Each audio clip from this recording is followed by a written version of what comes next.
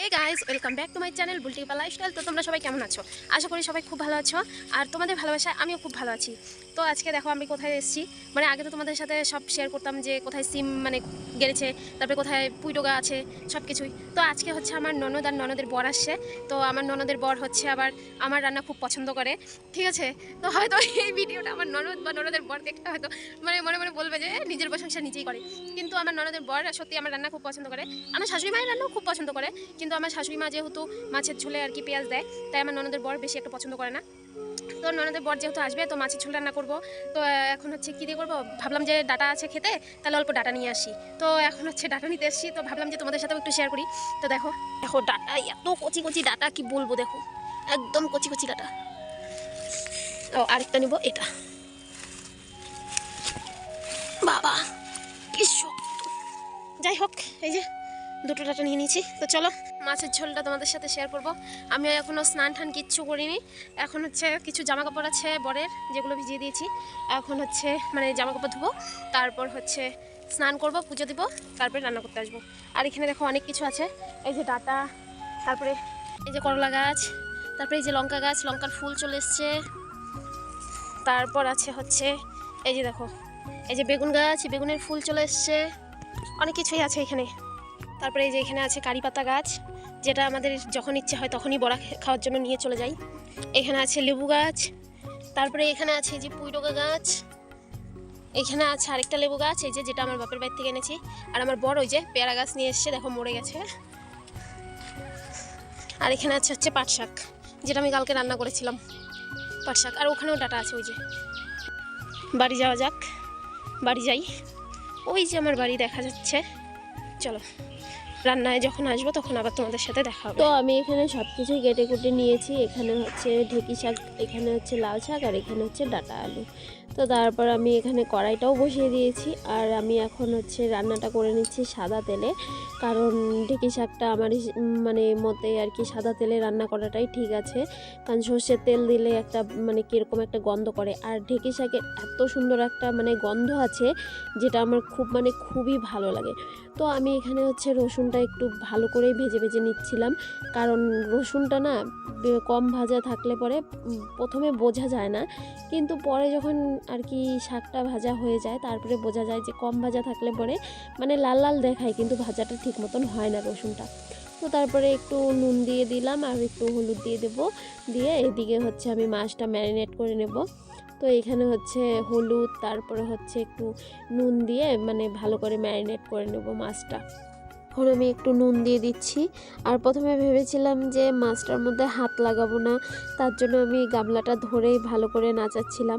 কিন্তু মাছগুলো এত ঘাটতেরা, কি বলবো, আর মানে উঠছিলই না ওরা ওপর দিকে। পরে যাই হোক, আর কি করা যাবে, পরে তো হাতটা লাগাতেই হলো। তো ভালোই লাগছিল মাছটা আর কি ম্যারিনেট করতে। অনেক বড় বড় সাইজের মাছ নিয়ে এসছে দেখো। কারণ হচ্ছে এইগুলো মাছ আমার খুবই পছন্দের, বিশেষ করে এই যে এই পিসটা আমার খুবই পছন্দের। আর এই যে আমার পছন্দের জিনিস এটা। তো ম্যারিনেট করা হয়ে গেছে, এখন ঢেকে রেখে দেবো। তো সেখান থেকে আবার ব্যাক করলাম আমি শাক ভাজাতে, কারণ আমার শাকটা ভাজি করা হয়ে গেছে আর আমি এই পর্যায়ে নামিয়ে নিচ্ছি। তো এখানে আর কড়াইটা আমি ধুইনি, কারণ হচ্ছে যেহেতু তেলেরই কড়াই। আর আমি শাকটায় আবার আরেকটা রকমের শাক ভাজবো, যেটা হচ্ছে লাল শাক। তো আমি এখানেও হচ্ছে ওই রসুনই সম্বাদ দিয়ে দেবো। আর রসুনগুলো ভালো করে একদম থেতো করে নিয়েছি আমি।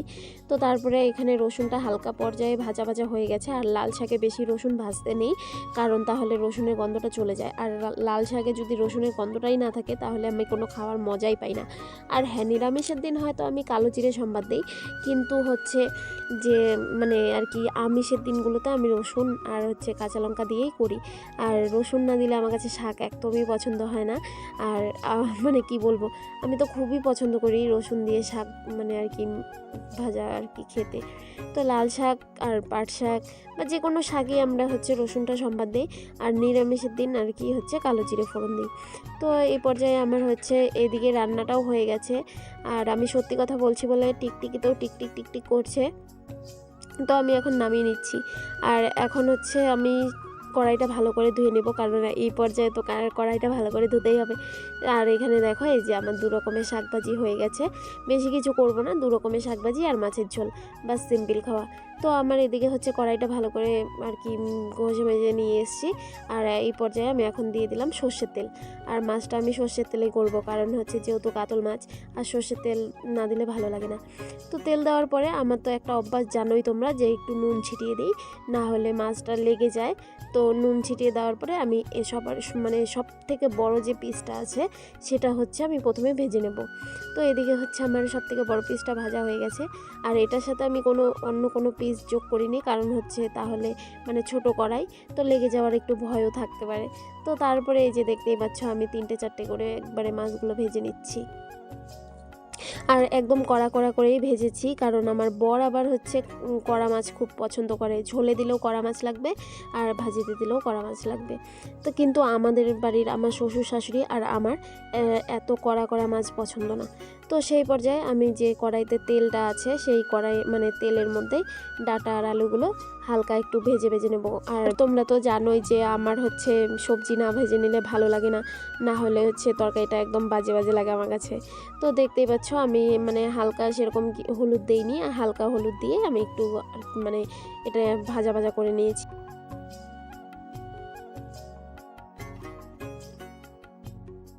তো ওদিকে হচ্ছে ডাঁটা আলুগুলো নামিয়ে রেখেছি, আবার আমি কড়াইতে সর্ষের তেল দিয়ে দিলাম, কারণ এখন আমি মাছের ঝোলটা করে নেব। আর হ্যাঁ, সবথেকে বড় কথা, প্রথমে আমি বলেছিলাম যে আমার ননদের বর আসবে, তার জন্য আমি মাছের ঝোলে পেঁয়াজ দেবো না, কারণ এখন পরে যখন ফোন করা হয়েছে ননদ বলল যে ওরা মানে এসে দুপুরে খাওয়া দাওয়া করবে না, ওরা একদম রাতের বেলা আসবে আর এসে আমাদের সাথে আর কি বিয়েবাড়ি চলে যাবে। তার জন্যই পরে মাছের ঝোলে সোমবারে আমি পেঁয়াজটা দিলাম, কারণ হচ্ছে আমার শাশুড়ি মা আবার পেঁয়াজ ছাড়া বেশি পছন্দ করে না। আর আমারও এখন একটা অভ্যাস হয়ে গেছে, আমি নিজে যদি পেঁয়াজ নাও খাই তবুও দিই। আর এখানে হচ্ছে আমি একটু জিরে, আদা আর লঙ্কাটাই বাটা দিয়েছি। হ্যাঁ, পেঁয়াজ বাটা আজকে আর দেইনি, কারণ হচ্ছে যেহেতু শুধু দুপুরের জন্য করব, তাই বেশি তরকারিও রান্না করব না। তো তারপরে আমি মানে মশলাটা ভালো করে ভাজা করে নেব এখন। আর দিয়ে দিলাম নুন আর পরিমাণ মতন হলুদ।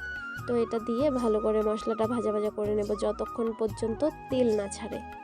তো এদিকে দেখতেই পাচ্ছ ভালো করে একদম মশলাটার থেকে তেল ছেড়ে দিয়েছে, একদম প্রচুর তেল উঠে গেছে। তো আমি এখন হচ্ছে ওই পর্যায়ে ডাঁটা আর আলুগুলো দিয়ে দিলাম। আর ডাঁটা আলুগুলো দিয়ে একটু ভালো করে নেড়েচেড়ে নেব। আর এই আমার ভাতটাও এদিকে হয়ে গেছে, ওপাশে আমি ভাতটাও করে নিয়েছি আগেই। তো ভাতটা তো সবসময় শেয়ার করা যায় না, তোমাদের সাথে শেয়ারও করিনি। তো দেখতেই পাচ্ছ আমার একদম এটাও ভাজা হয়ে গেছে। তো একটুর জন্যই বিপদ, মানে কি বলবো, এত বড় বিপদ হতে যাচ্ছিল যে মাছের ঝোলটা উল্টে পড়ে যাচ্ছিল। তো তোমরা তো সবই দেখতে পারলে। আমি না এই ধরাটা পছন্দ করি না, যে কড়াই ধরে রান্না করা একদমই পছন্দ করি না। তো একটু নিচে লেগে গিয়েছিল, তার জন্যই কড়াইটা উল্টে যাচ্ছিল। তো তারপরে তো আমি জল দিয়ে দিলাম, এখন হচ্ছে আমি কড়াইটাও একটু ঠিক করে বসিয়ে নিলাম। আর যেহেতু মানে গ্যাসটা একটু লোহার, তো তাই একটু হচ্ছে মানে মোর্চা ধরে গেছে, তাই একটু অসুবিধাই হয় আমার। তো আমি এখন ঝোলটা ফুটে গেছে, মাছগুলো দিয়ে দিচ্ছি, এক করে সবগুলো মাছ দিয়ে দিব।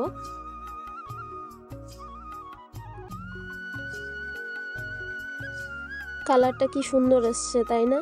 আমার তো দেখেই খুব মানে খাওয়ার থেকে দেখতেই খুব সুন্দর লাগছে। তো খাবো তো পরে, কীরকম হয়েছে সেটাও আর কি জানাবো, কিন্তু কালারটা দেখেই আমার মানে এত ভালো লাগছে বলার মতো না। আর তার থেকেও বড় কথা হচ্ছে ডাঁটা আলুর তরকারি মানে খুবই টেস্ট লাগে আমার কাছে।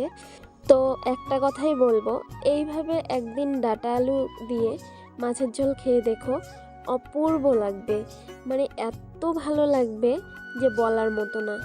আর হ্যাঁ, সবথেকে বড় কথা হচ্ছে মানে একটা কথা জানতাম আমি ছোটোবেলা থেকে, আমার বাবা বলতেন যে যদি মশলা হয় চন্দন, তাহলে রন্ধন নাকি খুব ভালো হয়। এটা একটা প্রচলিত কথা, যে মশলা যদি আমরা পাটায় বেটে আর কি চন্দনের মতন ফিনিশ করতে পারি, তাহলে নাকি রন্ধনটা মানে রান্নাটাও খুব ভালো হয়। এটা আমার বাবার কথা, আর এটা আমি মানি, কারণ সত্যি এই কথাটা একদমই ঠিক।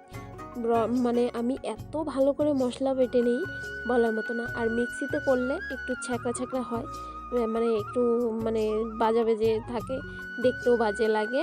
বিশেষ করে জিরে লঙ্কা একদম, আর পেঁয়াজ দিলে তো কোনো কথাই নেই, মানে কেমন একদম হচ্ছে ফেনা ফেনা হয়ে যায়।